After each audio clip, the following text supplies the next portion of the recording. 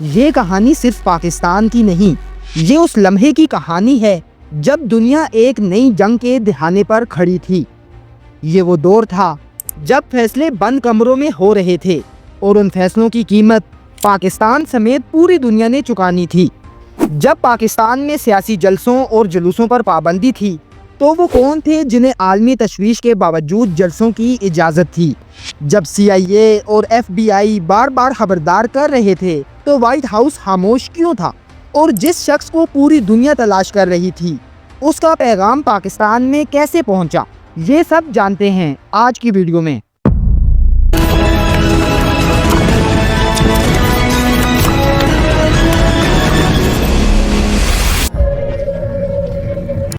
Beyond Ehtesham کے معزز ناظرین، السلام علیکم۔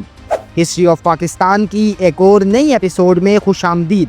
ناظرین، پرویز مشرف نے اقتدار سنبھالتے ہی سیاسی سرگرمیوں پر سخت پابندیاں عائد کر دیں، سیاسی جماعتوں کے جلسے جلوس روک دیے گئے اور واضح پیغام دے دیا گیا کہ جب ایک بار پابندی لگا دی جائے تو اس کے بعد کوئی بحث نہیں ہوگی۔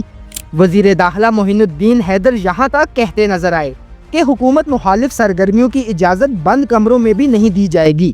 یوم مزدور جیسے عالمی دن پر نکلنے والی مارچ تک کو روک دیا گیا۔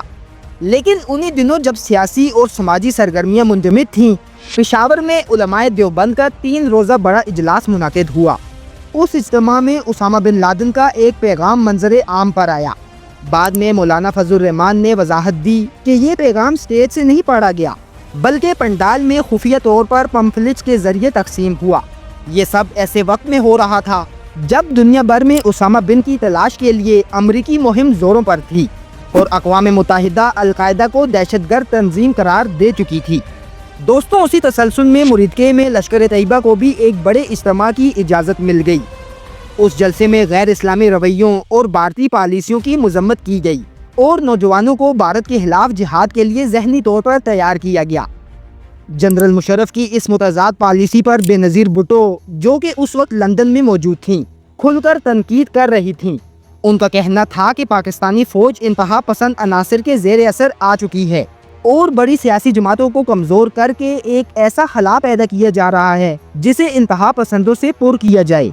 نواز شریف اس پورے عرصے میں خاموش تھے کیونکہ ایک معاہدے کے تحت وہ سعودی عرب جا چکے تھے اور ان پر سیاسی بیانات دینے پر پابندی تھی۔ یوں جنرل مشرف پر اندرونی سیاسی دباؤ کے ساتھ ساتھ بیرونی دباؤ بھی بڑھ رہا تھا۔ امریکی خفیہ ادارے مسلسل مطالبہ کر رہے تھے کہ پاکستان اسامہ بن لادن کی گرفتاری میں تعاون کرے۔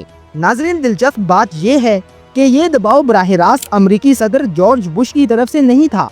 حقیقت یہ تھی کہ القاعدہ کی جانب سے امریکہ پر ممکنہ حملوں کی دھمکیوں کو صدر بش سنجیدگی سے ہی نہیں لے رہے تھے۔ حالانکہ FBI نے ان کی صدارت کے ابتدائی مہینوں میں بار بار خبردار کیا تھا کہ القاعدہ امریکی سرزمین پر حملے کی منصوبہ بندی کر رہی ہے۔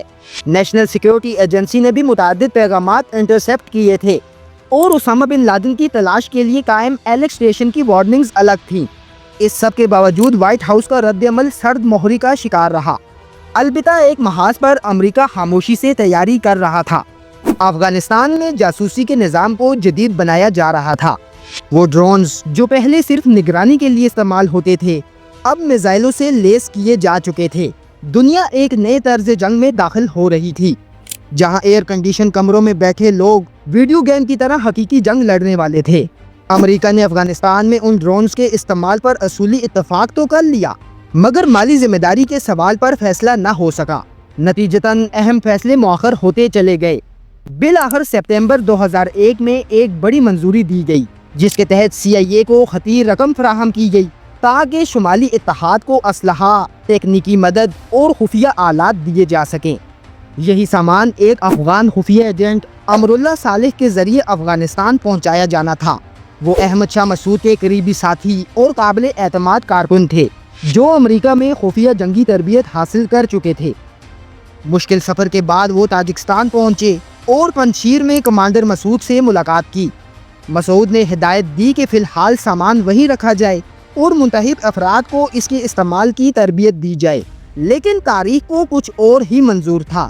چند ہی دن بعد وہ 2 صحافی جو انٹرویو کے بہانے مسعود تک پہنچے تھے در حقیقت القاعدہ کے خودکش حملہ اور نکلے۔ دھماکے نے احمد شاہ مسعود کو شدید زخمی کر دیا اور وہ راستے میں دم توڑ گئے، جو کہ ہم آپ کو پچھلی ایپیسوڈ میں دکھا چکے ہیں۔ یوں طالبان اور القاعدہ کے خلاف امریکہ کے سب سے بڑے زمینی اتحادی کو خاموش کر دیا گیا۔ امراللہ صالح کو خبر ملی تو اس نے فوری طور پر CIA کو آگاہ کیا کہ مسعود اب نہیں رہے، مگر شمالی اتحاد کی مزاحمت جاری رہے گی۔ اس پیغام کے ساتھ اس نے مزید مدد کی درخواست بھی کی۔ رچرڈ بیلی جانتے تھے کہ اب صورتحال کہیں زیادہ پیچیدہ ہو چکی ہے، لیکن اس سے اگلے دن یعنی 11 سپتمبر 2001 کی صبح رچرڈ بیلی پینٹاگون پہنچے۔ یہاں CTC یعنی کاؤنٹر ٹیررزم سینٹر کے ڈائریکٹر القاعدہ پر روٹین بریفنگ دے رہے تھے۔ رچرڈ بیلی افغانستان کے تازہ حالات پر بات کرنا چاہتے تھے، مگر وقت ہاتھ سے نکل رہا تھا۔ اچانک صبح 8:46 پر CTC ڈائریکٹر کا سیکریٹری کمرے میں داخل ہوا۔ اس نے CTC ڈائریکٹر کے کان میں کیا کہا اور وہ پیغام سننے کے بعد واشنگٹن کو کس حقیقت کا سامنا کرنا پڑا، اگلی ویڈیو میں ہم بیان کریں گے 9/11 کی پوری کہانی مکمل حقائق کے ساتھ۔ وہ لمحہ، وہ خاموشی اور وہ 7 دن جو 9/11 پر ختم ہوئے، کیونکہ یہ کہانی 11 سپتمبر سے شروع نہیں ہوتی، یہ اس خاموشی سے شروع ہوتی ہے جو خطرے کے باوجود اختیار کی گئی۔ ویڈیو پسند آنے کی صورت میں ویڈیو کو لائک اور چینل کو سبسکرائب لازمی کریں اور بیل آئیکن بھی دبا دیجیے گا تاکہ اس طرح کی ہر نئی ویڈیو آپ تک بآسانی پہنچ سکے۔